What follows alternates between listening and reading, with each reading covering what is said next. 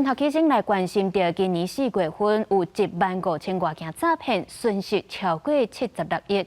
今麦也传出讲，伫咧刑事局诈骗犯罪防治中心一位警员嘛，当着假投资诈骗了上千万起。另外，伫咧第一银行宜兰分行是逼出，那像有银行员甲诈骗集团勾结，今仔日去互检方约谈。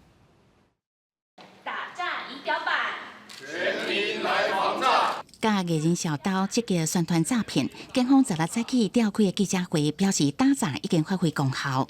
比起去年最高峰8月份的时候呢，案件数下降了22.36%。总共打诈仪表板上线到即马，已经有8万解看过。按过官网统计的一件个案，被害人都是警察，服务的单位阁野出是刑事局诈骗犯罪防治中心的金融调查小组，说伫短3个月内，6解提领金钱，互人骗将近1100万。这位同仁他本身不是我们刑事局的同仁？他是因为刚好有一个契机他刚好来支援我们的这个诈防中心，只是从事一般的事务性的行政工作。受害姓吴的员警50多岁，为面册的广告去中到假投资的陷阱，开千万买股票，到尾煞拢去了。因为要甲亲人借钱，互人发现各样，赶紧报案。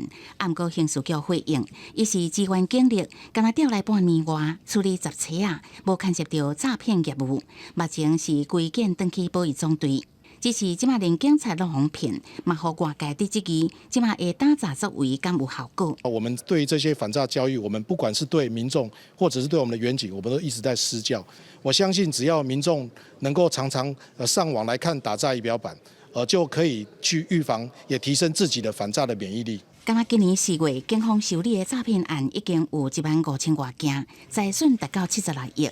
甚至第一银行宜兰分行有真侪行员，好亲像互人吸收做诈欺的一员，叫检方约谈。已经发布重大消息，表示依法配合调查，对于公司的财务业务是无影响。公司新闻采访报道。